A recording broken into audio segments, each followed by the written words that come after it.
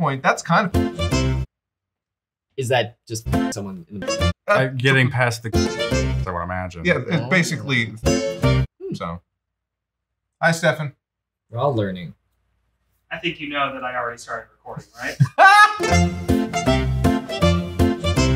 Happy birthday to all the gay people in the world. Today, we're gay. Super gay. Only today. If you're curious what we're drinking, Quinn put himself and myself together a couple of Moscow Mules, if you could tell by the cover mugs, and you... This is Fireball and Dr. Pepper because I drink like a baby. Yes, because I know so many toddlers who drink that. Didn't you live in Louisiana? You know what? I did. Drive-through daiquiri shacks, but don't worry, they've got tape over the lid. We had this conversation months ago about, hey, this would be a nice thing for us to just do informally because we have at least enough of a minority within the team that is queer. I don't know if we're a minority in the team. I think most or half of the team of Team 4-Star now is queer in some flavor. Actually, you know, as it's kind of shrunken down and people have gone in different directions, yeah. Like, actually, there's always been a pretty big queer presence on the team, besides me being gay. And, you know, one of the people who helped found the team. We've had different queer members come and go. People might know Brienne Olvera. She's wonderful. She used to work with the team. There's no girls allowed in Team 4-Star. Oh my God, I was literally thinking that earlier because I'm like, oh, I'll talk about Brienne. Oh, right. Because the moment, like, here's the thing. You came onto the team very close to when you were transitioning. So, and then Brienne left as she was transitioning. Yeah. I was forcibly trans by Team 4-Star. It's in my contract that I had to. No women allowed. Trans women, cis women, nope. Out of here. Out. Here at Team 4-Star, we believe that trans women are women. That's why they had to get the fuck out of here. You're not allowed to work here. Leon Nice, one of our editors, they actually got the trans shirt because they wanted the TFS trans shirt that we put out, and they asked, hey, so I've been looking to get one of these. Is it possible to like get one speed order through the team? And I'm like, here, I'll just buy you one. And you were a gay man as well. Yes. Right? Nope. I put the shirt on and everything. I guess I'm gay. I'm probably the most muted queer of the group. I would say you're kind of one of the more muted people on the team in general. That's fair. Yeah, no, that's fair. But you bring a big Frasier energy. Actually, you're very much a Frasier gay, despite the fact that Frasier is not gay. But there's an entire episode where someone assumes he's gay because he's gay. Let's be honest. Is that what scrambled eggs is? I have not seen Frasier at all, so I have no clue where this is going. The theme song is like something scrambled eggs. Maybe I hear the blues are calling, my salad and scrambled eggs. Blue scrambled eggs. Sure, I guess. I mean, because he was... So the reason that we wanted to put this together in the first place was to actually just kind of talk about our experiences on the team, what it's like to be content creators / you know, personalities, queer, online. A queer tent creator. Exactly. Queer tent creator. Sure. That's me right now. I want to belong. So, hey, I'd actually like to start with you, if that's okay. Sure. What has your experience online been like during your transition? Like, as a personality? It's wild, because when we are recording right now, today is 5 years since I came out. It seems like such a short amount of time, and also like the longest time in the world. I don't really remember much of my life before. But I do know that, like, I don't know, coming out as trans is kind of like a very cool litmus test of like who in your circle is actually a good person. Because I don't really like who I was before. I was kind of a fuckboy. I was friends with people that were kind of pieces of shit, but they weren't pieces of shit to me. So you're afforded that luxury of being like, oh, you know, my friend said that like my friend was racist or like homophobic or something, and that sucks, but they weren't that way to me, so, you know, and I just get to keep on living my life. But like being trans kind of just forces a filter. It forces a filter of people that will, you know, either they're gonna stay in your life or they're not gonna be in your life. And I don't get the luxury of just staying friends with transphobic people because they're just not gonna want to hang out with me. So it was like the best thing in the world for me. I never once felt bad about people who would leave my life. It was just kind of like it was a wake-up call for me to be like, oh, I wasn't a very good person before, I think, because I just kept being friends with people that were shit, and I was able to ignore it. Now, not able to ignore it. So it's just like it's such a healthy thing to just be able to like know the people in your friend group are the best people on the planet. And that also counts for like content creators and like people you stream with. It's wild because my straight cis white friends have actually been the biggest supporters of me and the biggest like a lot of my friends knew more about trans stuff than I did at the time when I came out and were able to like educate me on things. So that's been good because now I'm like the healthiest mentally and physically that I've ever been. And my friend group is the healthiest that it's ever been because you get out the poison, you keep the good shit.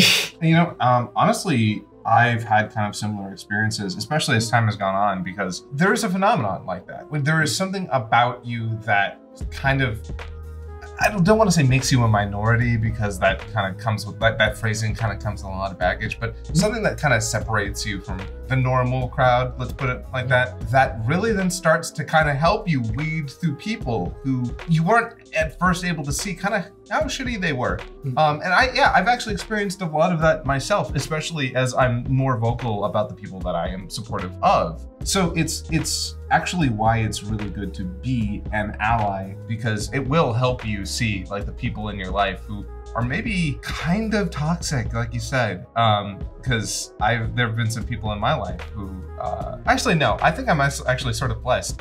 Most of my friends like were kind of questioning about like, I don't get the trans stuff, but after conversations, we're actually rather like chill about it and positive. So even like, at least for me, luckily, a lot of the people that I had known already were okay with me being gay and friendly about it. So when the trans stuff came up, it was mostly fine. Like, it's also very interesting. Every single trans person I know who has fully embraced it and gone forward with it has ended up happier. Every single one of them has been happier. Yeah. And weirdly enough, I never tried to find a bunch of trans friends. I now have at least 9 I can name off the top of my head. And so yeah, it's been like, it's really great to hear and probably pretty validating for a lot of them to like that every single one of them made that transition and then suddenly was happier, healthier, more proactive. And I saw it early on too. For me, I didn't get the trans stuff early on, I'll admit. My first boyfriend goes by Amethyst now, my ex-girlfriend. I was like weirded out by it at first, but then she was so much happier and so much herself that I realized, oh, it doesn't matter if I fully get it or not. It makes them happy. And that's what really matters. And then that opened me up to learning more and understanding more. Like once you realize that, you know, for a lot of trans people, them fully embracing that part of them actually makes them happy and more productive human beings, it like everything else kind of starts to be less of an issue. Because I feel like for a lot of cis men and women, they're just so hung up on the core concept that they're like, no, there's no way you'll be happy, it's a delusion. And then you see them happy and healthy and you realize maybe I'm the fucking problem. Yeah, it's really wild going from like every day of my life was the worst day of my life to every day is the best day of my life. My only reservations about transitioning were just like voice acting stuff, basically, where I was like, well, I'm voicing female characters and if my voice changes, I won't be able to keep doing that. But then someone asked me, do you like voicing female characters? And I was like, I thought about it for the first time and I was like, not really. Like, it's not worth trading my happiness for it. Yeah. And now I, you know, if I were given the chance like to play female characters, I'm perfectly happy and comfortable doing it again. But the issue was that I wasn't secure in myself. I wasn't happy with myself. So I was considering that. The question I asked myself was, is there literally anything that anyone could say or do to you that would be worse than what you're feeling right now? And it was like a pretty quick answer of like, no. So I was like, okay, then I think that's your answer. Yeah. So yeah, and there were a lot of people that I considered close friends that turned out not to be very nice once I decided to transition. And there were a lot of people that I wasn't even that close to that I didn't know they cared about me that really stepped up and helped me when I needed it. And I didn't know that they cared that much. And I've gotten a lot closer to like those people as a result. It really is the trans metaphor of the Matrix pill that you just like, you can't go backwards once you see it. And you take the pill and you're like, okay, these are your friends and these people aren't your friends. Like this is how they act when they really see who you are. So in that regard, I swear to God, Oh no, I'm enjoying my meal. You go. if I could actually roll back just a couple lines there on performing as a trans man. I'm a voice director and a voice actor. I've worked with a lot of different people, and for me, I love unique voices, and I also like androgynous sounding voices. And as you transitioned, your voice has become more distinctly male. But it is also a little bit of a higher pitch, and actually, like, there's a timbre there where you're a little bit more higher pitched than like maybe you would have been if you started earlier. But it also gives you a great unique angle. It gives you a voice that you will not hear in the general space. Do you feel that way? Yeah, totally. There's a trans guy vocal fry is what I call it. Trans guy vocal fry is my favorite band. Yeah, it makes me very unique for like, I get a lot of auditions for like younger characters and stuff like that. And also like live action stuff, I'm what they call like legal 18, where they would hire me to play teenagers because I'm over 18, but I can play under 18. And so that makes me very unique for casting opportunities now. And I've been acting since I was 6 years old, and I started voiceover when I was 15. So I've been acting like more than half my life, or most of my life actually. I'm 30 now, and I look like this, so I can just keep playing teenagers for a bit. That'll be nice. So I was playing male roles my whole life, and I was happiest doing that. And so now time has gone by, and now I'm completely secure and comfortable with myself. So I can voice female characters again if I wanted to, but I can't. My voice has gotten low enough to the point that I can't really reach pitches that I could before. But I can get like up there to do like creature voices and like little fairies and stuff like that, where it's not like this is a woman or this is a man, but I can do like androgynous stuff. Yeah, I actually know for some trans actors and trans voice actors, like the conversation of how their voice sounds post-transition can be kind of a touchy subject, which is why, when I go into it, I'm always like trying to be as sensitive and understanding as I can. So, coming in and being like, hey, you have a little bit of an androgynous sound. I don't want that to like come off as you don't sound like a man, because that's always the fear that I have. But again, as a director, for me, it's great. I love that. Most directors love that because they get a lot of people who come in and they're like, they get by on their voices alone.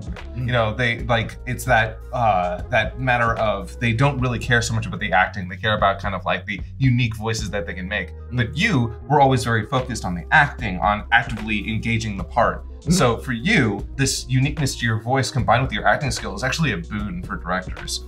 Because as you said, you can voice younger men now and more androgynous characters, which is fantastic. That is something like is actually kind of lacking in the industry in general. I didn't know that I had grown an Adam's apple until I started because I see myself in the mirror every day and like the changes are slow, but I didn't know until I started working with a voice director again. And he was like, he's so cool. He was in New York and he trains a lot of like Broadway people and stuff. He was very cool and very like sensitive about everything. He was like, I'm not sure if this is offensive or not, but would you like, when did the Adam's apple grow? And I was like, the what? We went in the mirror and he like pointed it out to me and like how much, I was like, oh my God. You didn't recognize you developed a bulge? Looking in the wrong place. Yeah, exactly. Eventually I got there. Also, like, with you, I feel way more comfortable talking about these things freely. Honestly, whenever we talk about this stuff, I always still try and be like, hey, I don't know how I'm gonna come off sounding like some of this, but for the most part, you and I have talked about a lot of this, so it's easy for like you and I to talk about a lot of this stuff. Yeah. But it is good for like, people to be a little bit more cautious moving into this, because for a lot of trans men and trans women, these kind of topics can be really touchy. I'm usually the training wheels trans guy, or like my friends, if I have a dynamic with you, like there's a trust here. So if you're saying something that I know is offensive, I'll just be like, hey, just to let you know, maybe phrase it like this or this. Yeah, and you've always been like that with me, which I've always appreciated. Because whenever I say something, because usually it's just something that it's normalized language for me, and you'll be, and like it's like, hey, by the way, don't say biological female. I'm like, oh, you're right. That is weird. Yeah, I'm glad I have someone like you and some of my other trans friends who are always there to be like, hey, just so you know. So moving on. I just like dick. Yeah. I mean, same to liking dick. It's pretty cool. Where would you want to start? I could start with maybe a short version of maybe why I think I even belong at the table. Justify yourself. I mean, to us. yeah, no. How much do you like dick? Because we pretty much put at the outset of all of the three of us here, I'm probably the most invisible in more ways than one. I joined the team pretty much as an out gay, but it was an interesting situation where I was more out to you guys and coworkers and strangers online than I was to my family. So in some ways, I still am. So it was a situation where I didn't have like a litmus test or a filter. Pretty much everyone who got to know me already knew I was gay, and so they made the initial judgment on that. It wasn't a coming out moment where then people got to decide. And honestly, I just don't. My homosexuality doesn't come out much in what I do, because mostly what I do is stuff that doesn't show up on camera. I either tweet random things or I stream. And even when you stream, there's, because I don't play like Daddy Dating Simulator, I play Persona, which doesn't let you have gay relationships anyway.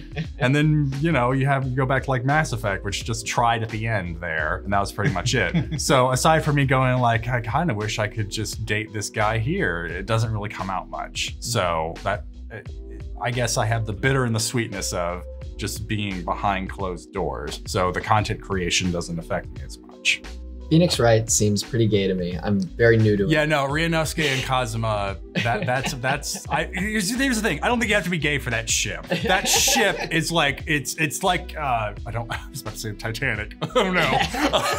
That ship is like a well-oiled machine. She's afloat for 20 years. Everyone sees her. But that's as gay as it gets. That's the problem. I remember you actually, if you don't mind me talking I don't about know, let's do it. It's Pride Month. Let's get out there. You actually sent letters to us. Yes. And in the letter that you sent, you talked about, you know, how I had, in one way or another, made you feel more comfortable being out as a gay man, right? I'm actually surprised you remember that. That was my first real experience with you. How could I forget? So here's the thing, technically it wasn't. Well, okay, yeah. I mean, technically it wasn't, but it was the first genuine connection we made. I had like seen you as a fan at a couple conventions before that, and like we bumped fists, but you did that with thousands of people at conventions, and I'm sure they're all just a faceless blur. Which is why I said first real experience. Okay, fair enough. That meant a lot. Once we met each other, we kind of quickly became friends. I do think there was a little bit of we're both gay, so we're probably both going to like be friends, because that kind of happens when you're in a space, like not all the time. And especially in places where there are just like more people to choose from, it's not always a binding agent. Yeah. But yeah, there are a lot of times where, you know, two gay people will meet in a straight space. It's like that experience where you're in a foreign land and then you see someone who looks like you and like, hey! Well, it's a weird thing that you see in the kink community too, where it's almost like the inverse relationship of a normal friendship. It's like you start with your niche fetish, and then, you know, maybe years later you'll learn their real name. Oh my God, yeah, no, being a furry, that is, oh my God, it's really funny. There are 100% a couple of people that I know who I have had in-depth personal conversations about life and the meaning of, and I do not know their fucking names. They're like Growlwolf or some shit. That happens when you're like hooking up with friends at a convention that you've known for years, but by their screen name. Yep. Oh yeah. Oh, back in the day. Oh yeah. No, I would have like full on slept with a guy and known him as like Wolf Tiger or some shit. Later on, they'll be talking with somebody and they'll be like, oh, hey, Sean. And I'll be like, who the fuck is Sean? When it comes to the group in general, we've actually been spending a lot of time the last couple of years kind of actively trying to talk more about these things. We put up the shirts, like we originally had the TFS Pride shirt, and now we have the available at sharkrobot.com. And now we have the Trans Pride shirt. Profits are donated. Oh yeah, for people who might not know. TFS Pride goes to the Trevor Project. Yes. The Trans Pride shirt goes to, I'd have to double check. Yeah, we changed the charity. Yeah, so we changed the charity, and the thing is, we look at the profit of the shirt at the end of the year, and then I make a lump donation, because otherwise it's just incremental stuff. I believe it's currently going to one that's overseas, actually, in the UK. ACT, yes, you know what? Yeah. You just reminded me. Yeah. ACT. That's another thing. TFS had been like, hey, we want you to like be in studio. We'd like you to move down. And this was in 2020. This was February 2020. Guess what happened? Oops. Took me an extra year to get here. One of the things that made me really like click in my head and be like, okay, these guys give a shit about me is y'all did the trans pride shirt without me. Like you were just gonna do it. You know, it wasn't because you have trans members on the team. You're just good people and you just wanted to like do it, you know? And that was one of the things where, you know, before I was talking about like my cis white straight friends really helped me in ways that I wasn't expecting. And also the team really pulled together and wasn't trying to like do a show or anything. You were just like showing who you were. And I was like, okay, that's cool. I feel comfortable being part of this team. Yeah. I definitely will say, if I hadn't met all the trans people I know, if I'd still be this like aggressive about it. Part of it has been meeting as many people as I have and then being as close to me as they have and affecting me the way they have, which made me want to be like, hey, respect my trans homies or I will identify as a fucking problem. And that is kind of where the shirt came from. Like, again, there were many people on the team who either had trans friends or were trans. And so it just kind of culminated in like, yeah, we got to do a fucking trans pride shirt, obviously. Yeah, I think like everyone who is currently part of the team right now is either dating a trans person, is a trans person, or really cares about trans people personally in their lives. There's like no one on the team that is like lackluster about queer rights, and that feels great, you know? Yeah. Like it's always really funny to me because occasionally somebody will see the shirts and they'll be like, I can't believe that you're fucking trying to rainbow capitalize us. And I'm like, y'all don't even know, do you? The fact that when because that especially happened last year and I just saw that comment and I'm like, do I even want to waste the energy on a response? If I might, since we're specifically talking about being queer in online spaces, and since we're already talking about the shirts, okay, so we're about to get a little dark here. This is a little... Hold on. Can I pour myself a new meal before we go into this? I can refill yours too? Please do. All right. Intermission before we get dark about stuff that's kind of fucked up. I'm gonna piss. Thank you. When we initially started selling the TFS Pride shirts, we didn't really get much pushback. There were some people who did, but like that was kind of to be expected at the time. Unfortunately, it was when we started putting out the trans Pride shirts that I'm gonna be really honest with y'all. We made the post on our YouTube community post and our Facebook, and shit got very, very toxic. And I mean exceptionally off the wall toxic. People don't like trans people? Some people. This is the first I'm hearing of it. And you know what? Before we go into this, I actually want to balance out something. Most polls show support for trans people. Like most polls show that it is like these laws that are being rolled out highly unpopular. They're being pushed through by conservative majorities in certain states that gerrymander to shit and back. People don't want this shit. But there are very vocal people out there who decided they want to be very vocal over on our YouTube community post about the shirts and our Facebook. I blocked all of those people. And some people were like, well, you're just gonna block all objecting views? I don't get it. Fuck you. Objecting views. Fuck you. Fuck your objecting views. Eat shit. So you hate debate? Yes. Yeah, look, if I sit down with you and actually engage in a debate, I will do so. The YouTube community post was not the place for that. I do not care about your opinion. We're selling our shirts and giving the profits to charity. And if you have a problem with that, choke to death on a dick, okay? I have no patience for this anymore. You know, and I tried for a little bit to engage with people in good faith about this, and I still will if I believe the person is coming to me in good faith, and then I have the time and energy. But otherwise, no. Fuck off. If you're gonna start posting that statistic, fuck off. I don't care. Because at the end of the day, you know, you can have as many arguments as you want till you're blue in the face. You can get your fucking heart rate shot up through the roof, and you can go to bed realizing that you had a bunch of futile arguments that led nowhere, or you can get rid of the people being shitty. And that's what we decided to do. Because I don't want trans people to come to that post and see that shit.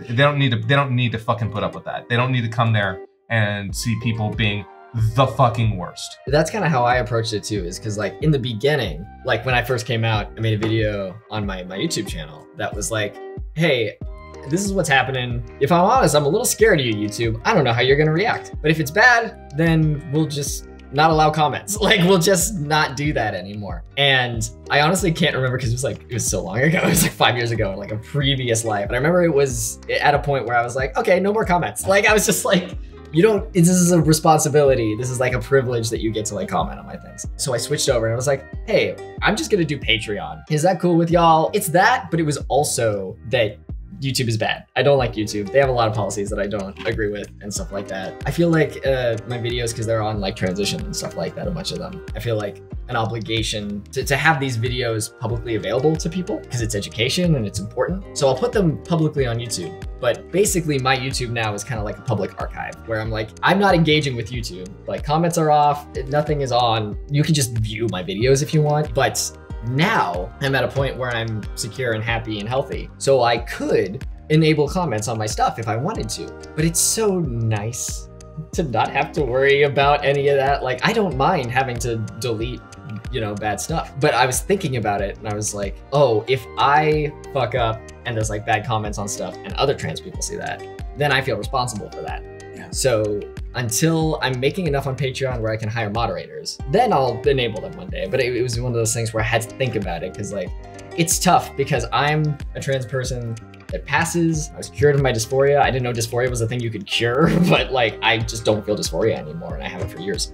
So I'm very privileged in that way where like I can handle a lot of shit. I don't really give a shit what anyone thinks about me or says about me or anything. But I have to consider other trans people's feelings, right? Because like if I'm just irresponsible with that and just like let anyone comment whatever they want, other people will see that. So I've been thinking a lot about that lately where I've been like, it would be irresponsible of me to enable those and not be on top of it. Yeah, not have a proper moderation of them, yeah. Yeah. And there's also like, I know that the conversation of like, well, why don't you just let the debates happen in the comments? And I don't know how to tell a lot of people this because a lot of people are just like, well, if there are good arguments, people will make them.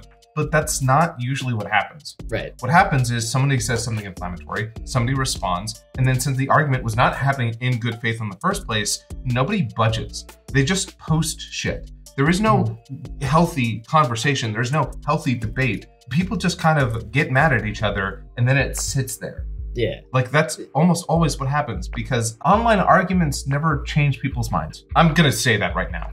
Unless you literally go into it with an open mindset of like, hey, I'm kind of curious about this, but I still believe one thing. Unless you were literally going in with that mindset, which I can tell you 99.9% of people are fucking not, never gonna change. Yeah. If we're supposed to be listening to both sides, but one side is like, we deserve human rights, and the other side is, gay people make me feel bad in my tummy. Well, I don't know if we should really think about both sides of this. And I'm sorry, like if you post that fucking 40-something% statistic to me, what that tells me is that you don't actually care. Yeah. Because if you cared enough to know that statistic and make the argument, then you would have maybe, I don't know, at some point possibly processed that, first of all, you're bragging about the fact that people kill themselves. What the fuck is wrong with you? And secondarily, you would have maybe had a conversation with somebody about why the statistics are that high. Yeah. Because again, a lot of people are like putting out these propositions and making these statements and making these accusations, but they've never really actually looked up anything about it. They've never met like a trans person. Like a lot of the people making the arguments don't have trans friends. Yeah, you know, they've never actually met a trans person. So this entire like fucking back and forth, it's pointless. And transitioning, this is a weird sentence I'm about to say, but transitioning really made me understand trans people. Because we could get dark for a second here because we've already talked about that. I had like attempted twice before I transitioned, before I decided that was something I wanted to do. And then I transitioned and now I'm happy and I don't have depression anymore. I've been going to therapists and stuff where they were like, yeah, you have high anxiety and you are depressed, so we're gonna try putting you on antidepressants. They didn't understand, they didn't try to think if I was trans. So I was put on antidepressants, they didn't work. But then I physically transitioned, I was cured of my dysphoria, and I don't have depression anymore. I love being alive. Everything is great. But that's the thing, is like I have supportive friends, I have supportive family. There's no force in my life saying trans is bad, except for weirdos who don't know me on the internet. Exactly. So that clicked in my head. I was like, oh, if everyone had the support, then like trans people wouldn't be trying to off themselves and stuff, right? Like that makes sense now. I'm like a dumb piece of shit. But if someone like shows me that kind of stuff, and I was shown that by my life, I mean, like, oh, okay, that makes sense. I mean, that's why, like, it's like I said, there were like 2 maybe in my life who started, like decided, no, it's not actually what I want to do, and then didn't go through with it. Yeah. But that's perfectly valid. Yeah, that is hey, it is perfectly valid to be a trans person and not transition and be happy as you are. Yeah. It is perfectly fine to start the transition and then realize this isn't actually for me and then stop. That's fine. It's fine if you go through the transition, live a bit, and then realize this isn't for me, and then go back. We're all trying to figure out what's going to make us happy. We're all trying to figure out what is best for us. And I'll tell you what, for my trans friends, for every single one of them who actually went through the full transition, every single one, it's not a contest. They are happier, they are healthier, they are thriving. Yeah. So it's obvious to me now. And that's why every time I see people arguing about it, like, do you actually care about them? Because here's the thing, a lot of people come from a utilitarian perspective, which, hey, I can appreciate a utilitarian perspective. I'm a bit of a consequentialist myself. But if you're gonna come at it from that perspective, then like, maybe think about the fact that, and like, look, I'm about to dehumanize everyone in the world right now. If we're looking at it from the perspective of, are you productive? Are you helping society? Let me tell you, trans people post-transition and being treated like the gender they identify with, could be way more productive. Oh, yeah. I tell you what, they'll be happier, they'll be nicer, they'll be more productive than they would otherwise. Yeah. So, hey, all you fucking transphobes out there, let me tell you what, stop and things get better. That's just how, that's the fucking math. Pre-transition, I was so sedentary. I didn't shower, I didn't take care of myself, I grew my hair long because I didn't give a shit what I looked like, my work didn't have any worth, just all this stuff. And now, I work out, I'm happy, I'm healthy, I'm pursuing projects that are important to me and stuff. Like really just, it's wild what being in the correct body will do for your brain. Oh yeah, like one of my trans girlfriends, she goes on about the fact that she has been trying so much more food lately. She actually had one of those picky palates. Now she's like, I want to try everything because apparently after transitioning, things just changed all over. She's been trying new food, she's been more proactive, she's been like dressing nicer. Beforehand, she dressed awful. I say this with love to her, but she recognizes it herself. She's even admitted like she didn't put in the effort. And now she's like, now I'm gonna try all this different stuff. And she's reinvented herself.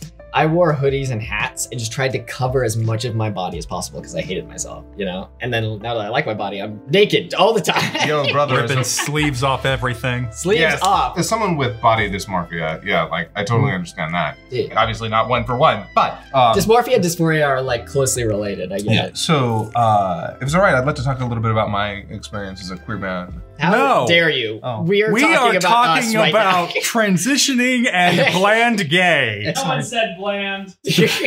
I did. You think scrambled eggs are bland? Wait a second, hold on. You're not bland, you're dry. There's the difference.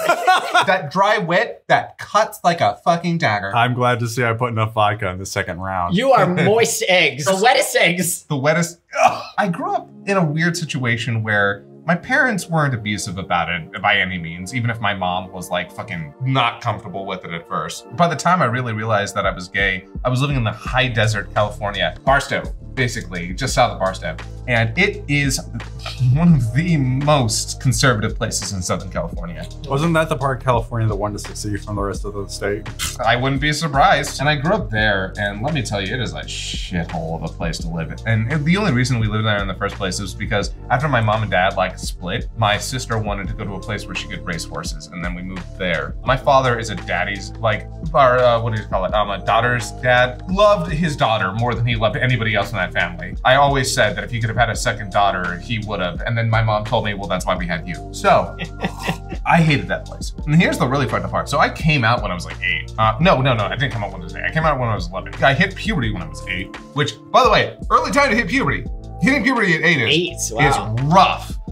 Because like, you're not ready for a lot of that stuff. And by the time I was 11, I was just like, every cylinder was running. The hormones were like at full tilt. And I realized that I was gay. Now at the time, I really didn't realize there was much of a problem with it at all. Like, I never grew up religious. My mom was technically Christian, but fucking my dad was always an atheist. And like, my concept of heaven and hell came from fucking TV shows. Like, oh, if you're good, you go to heaven. If you're bad, you go to hell. That's kind of the entire thing that I knew. So when it came to being gay, all I knew was that, yeah, it's a bit touchy and people are weird about it. And I didn't even realize why. But I had heard all these stories about, hey, kids will get kicked out of their house for it. And I'm like, oh, that's fucking frightening. I'm 11. I don't want to get kicked out of my house. So I'm gonna write up a 5-page explanation on the fact that I'm gay, post it on my door with a piece of tape, and then go to sleep. The Protestant way. As an English major, I respect that, you know? As an English Did you minor, have MLA format? And, as an English minor, I appreciate. So I woke up with my mom. Scott, we need to talk. So this woman sits me down at the end of her bed. My father is awake and he is not having any of this. Not because he's homophobic, because it is 7:30 in the fucking morning and I'm not supposed to be causing shit. So he's basically sitting there dead silent. And my mom is the one who decides that she wants to like tackle this. And if anybody's ever heard stories about my mother is... So she goes on about how like, oh, you know, a lot of kids will make up stories about their lives to make themselves seem more interesting. Like some kids will be like, oh, I'm actually adopted. And I'm just sitting here like, what the fuck are you talking about? Mo, I like dick. I didn't say that, but I kind of wish I had in retrospect. Oh my God, if I could have been the person that I am now when I was younger, I would have told so many people off. But like, yeah, my mom was like, oh, you know, it's just a phase. And I'm like, it's really not. It never even occurred to me that it could be something that I was because I wanted to be different. It was something that just made sense to me. I'm like, oh, that's why, like, when I actually see guys, I'm aroused. And when I see women, I'm supposed to be aroused. And here's the other problem. I was fat. I was a very fat kid. I was up at like 340 at my highest, which, you know, I'm not to body shame anybody, love yourself, but at the time it was getting me a lot of hate at the public school that I was going to. And now here's the one thing I will never forgive my parents for. I love them both, but they were fucking, I cannot, they've never been able to probably explain why they did this. They, after I came out as gay, took me out of public school and then put me into a Baptist school. Which is wrong, very, very wrong. Especially because my dad was an atheist. It's not like he cared. Like, in fact, later on, I finally asked my father, like, Dad, what do you think about the fact that I'm gay? And his response, God bless him, was, I don't care if you're gay. I'm worried about how the world's going to treat you for being gay. I feel that though, because like at my most, I don't want to come out-ness, I wasn't transphobic. I was of the knowledge that my life would be harder if I was trans. And so that's why, like, I had actually known that I was trans for several years before I came out publicly. But it was one of those things where I would like get drunk at conventions and then have deep conversations with my friends and be like, I think I'm a boy. And the next day I'd be like, everything's fine. So I understand the fatherly, I don't judge you. I just want to make sure the world is kind to you. Yeah, I won't lie. When I was in the Baptist school, it was rough. It was really rough. I got stories, but for the sake of brevity, I'm not going to go into some of them. But by the time I was out of there, I basically like dropped out of school. I got my GED later on, went to college for a couple of semesters. It went all right, but I realized it wasn't for me. Then I just kind of, like, you know, like all college dropouts, I became a YouTuber. And being in the online space for that has been sort of interesting because I've had to grow and mature as a person and learn like what's the appropriate response to people who are actually legitimately asking for input or even giving like good-natured critique that might be wrong versus people who are just fucking assholes. You know, and figuring out which is which and then responding appropriately has been tough for me. But I do have to say, like, being a gay man in a lot of these online spaces has both been kind of frustrating and enraging, but also in a certain way, it has definitely kind of made me feel like I've learned a lot more than I think I would have if I had just been a straight cis white guy in the space. Mm-hmm. And it's kind of like you said, and it's why, like I was saying earlier, I think when you come at something as a minority, you start to sympathize and empathize with others a little bit more. You start to kind of get a perspective that you wouldn't have otherwise. And I do think that's important. I think it's like, it's one of the reasons that I think I was a little bit more open when, you know, say some of my black friends doing BLM, they came to me and they're like, hey, you said this on Twitter and I know you mean well, but you may want to reword it or just like, you know, not talk about it.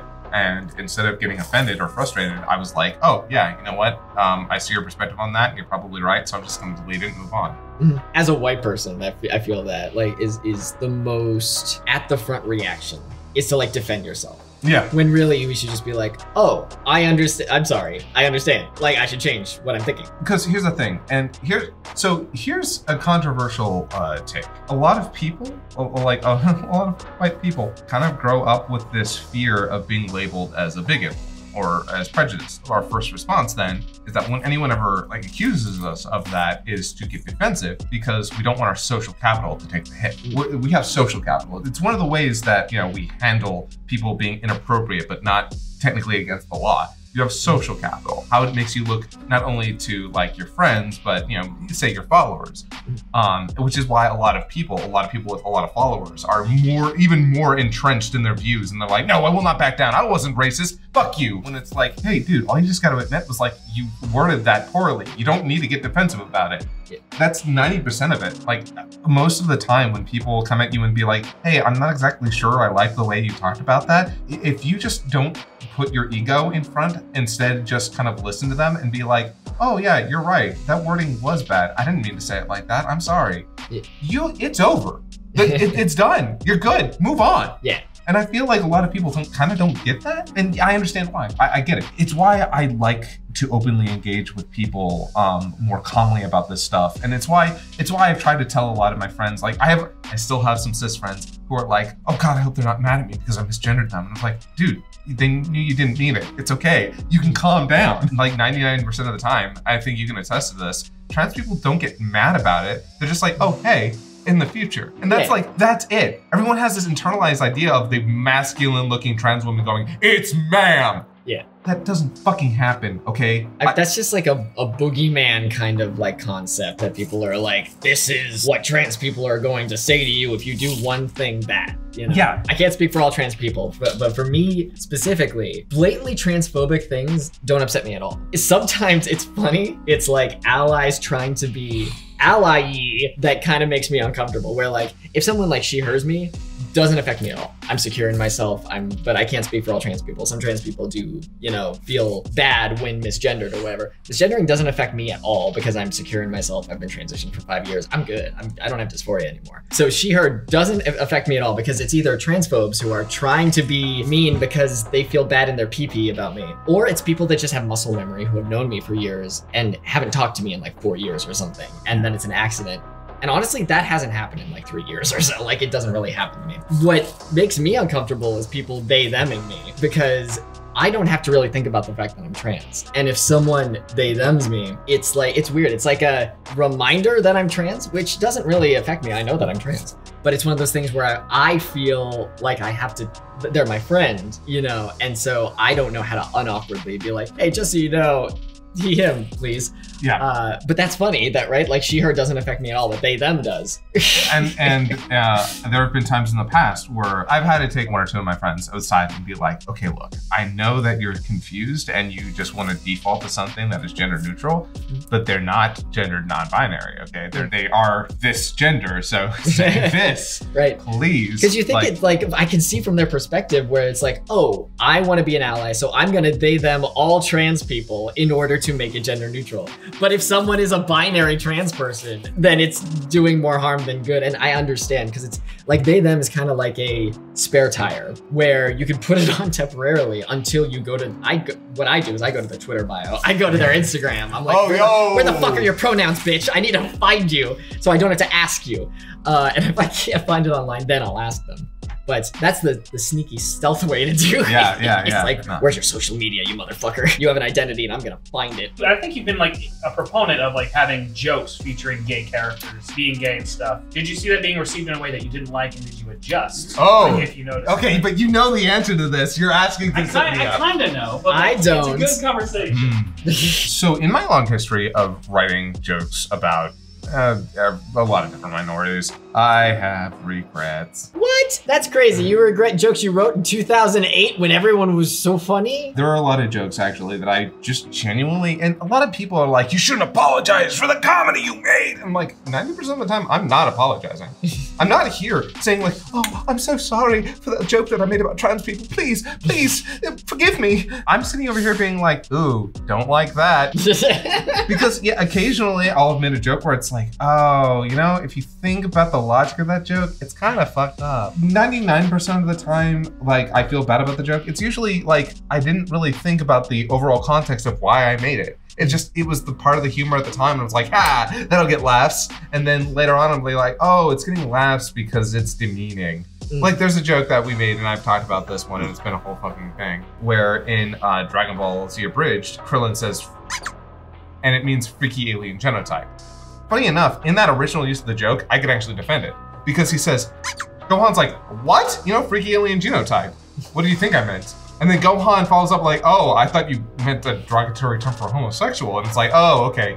Krillin's not actually being a dick. The joke is just language there. And it's like, okay, that one's fine. But then we brought that joke back where Vegeta kills Zarbon and then calls him a freaky alien genotype in a moment that is supposed to aggrandize Vegeta as being a badass. And it's like, the joke here is he just called him a slur.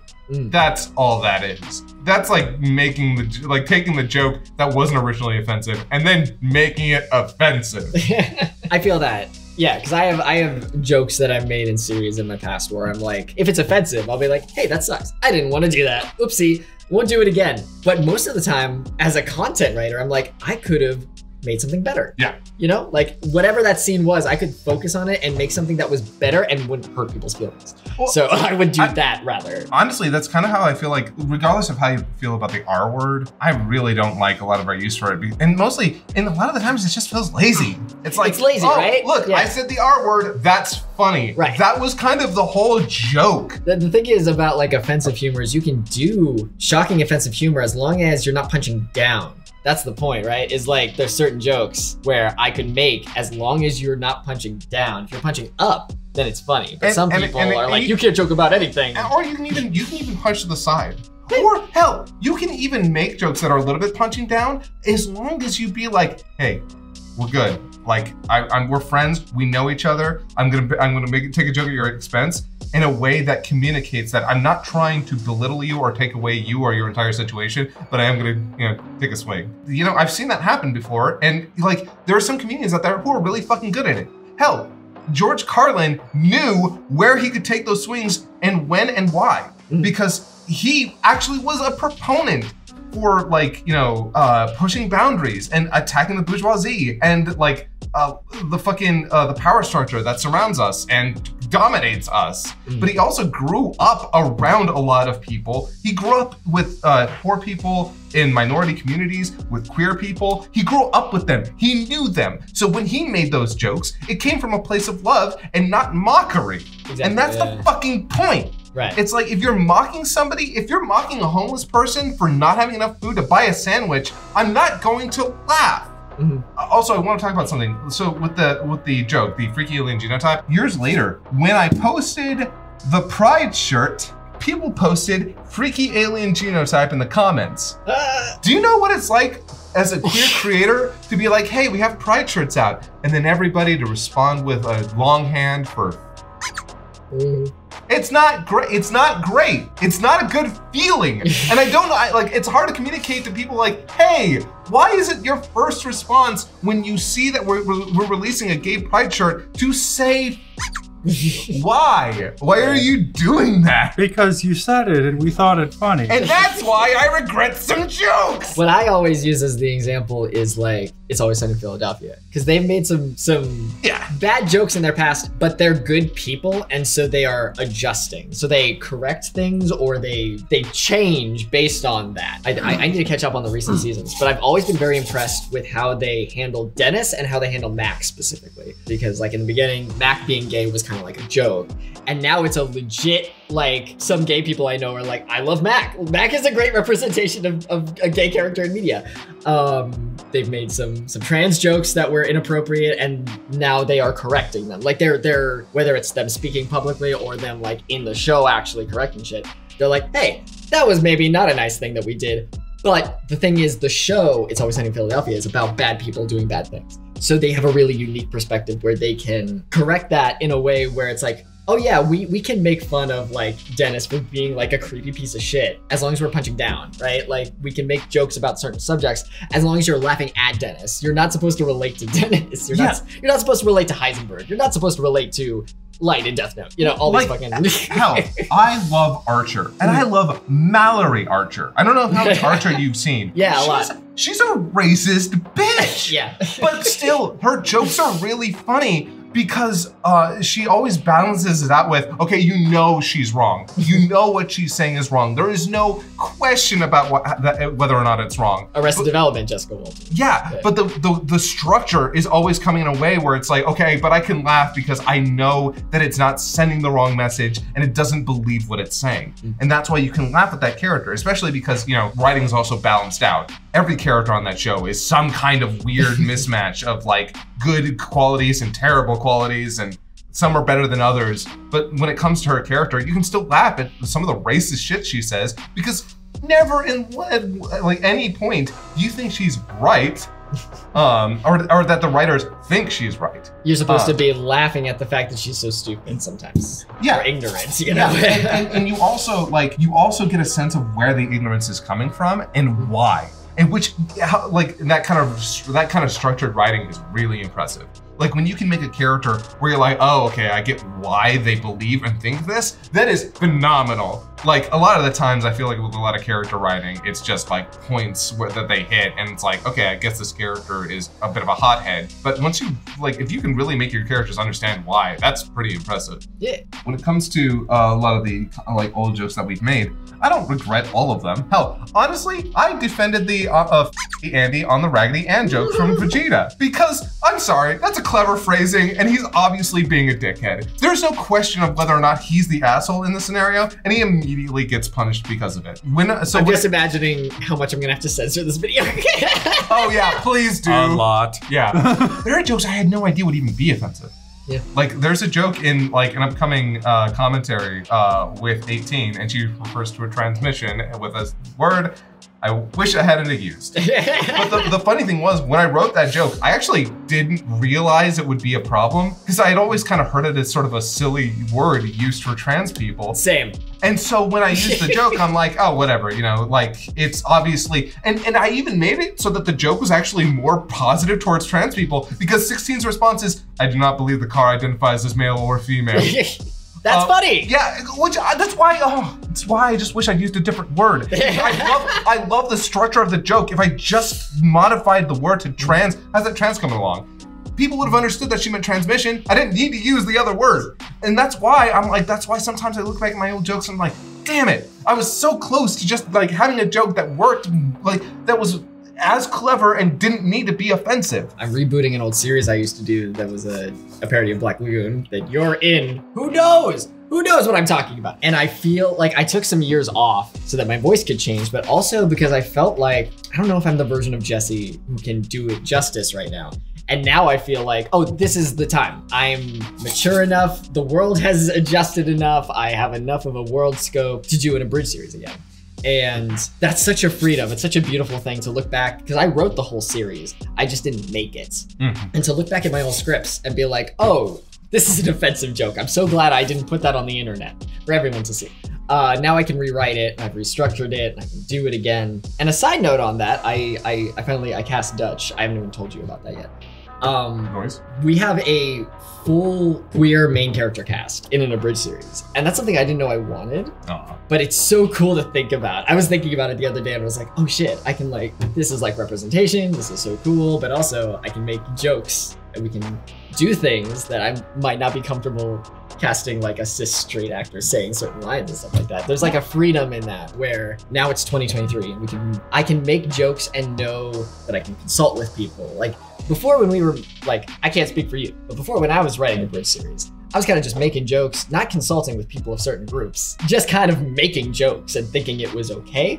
And now I can consult with the right people, make sure I'm making jokes that are in a correct way. Which, and a lot of people like get so upset about this concept of like trying to write a joke where you're trying not to be offensive. I've met a lot of people who have, used to be like big followers of me who have like fucking divorced me entirely because they're like, oh no, he went woke. And it's like, yeah, That's I mean, first of all, yeah, I fucking did, okay? I'm not even gonna fucking deny it. He whatever, I don't woke care. up. I woke I woke the fuck up.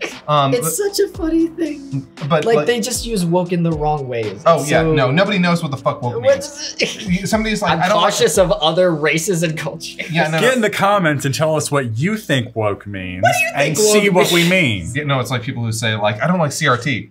Explain to me what CRT is. I dare you. It's just, you know, black people. Yes. Oh, you're woke. Oh, CRT. Oh, canceled. Explain to me what you mean when you say these terms, because I'll assure you, you can ask somebody what cancel means, and you can ask 5 different people, get 5 different fucking answers. I'll tell you that. So it's like it's ridiculous. This is gonna be a little self-aggrandizing, and I apologize for that. I hate doing it. Suck your own dick. It's Pride Month. You know what? You're right. I deserve it. I deserve a little self-sucky. Self-suck. Self-suck. Sucky. Oh, no. I'm out of mule. Actually, I want to tell a small little story.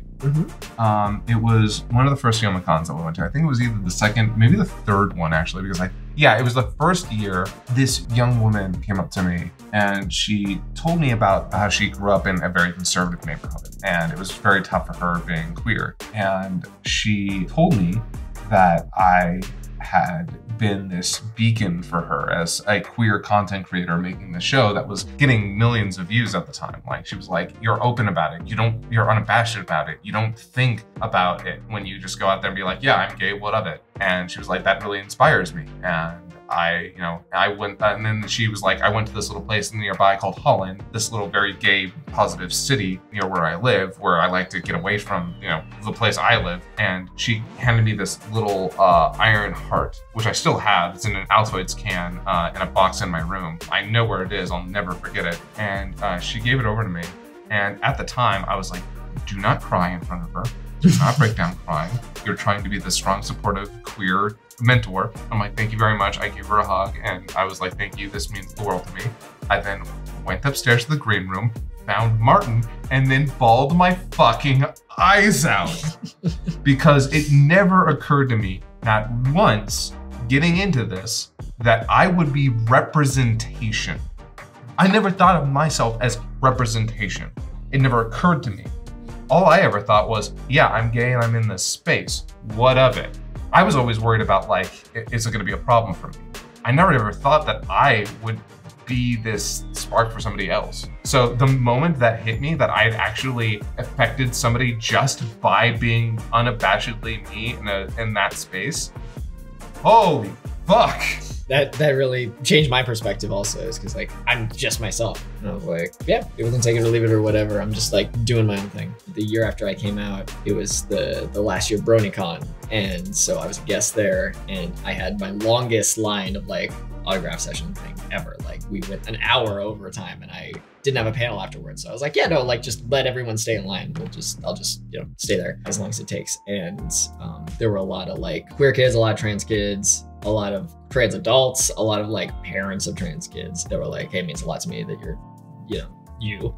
And it was actually during your campaign at D&D at the table where someone, I think it was like the last session or the second to last session, where I had worn the trans TFS shirt and someone messaged me on Instagram. He was like, hey, I did not know that you were trans until like you wore that shirt. I've been watching the campaign the whole time, and that really means a lot to me that like you, I don't know, it's one of those things where I don't remember the specific messages, but basically the gist of it is like, you're like me, and that means a lot, and that's one of those things where we're kind of constantly thinking about like, I have to shield myself from the bad stuff, and if I can do that, then I'm all right. But we don't think about like the good stuff that's affected by that kind of thing, where blocking people doesn't matter to me at all. In fact, it feels kind of good. I kind of get a boner from blocking bad people.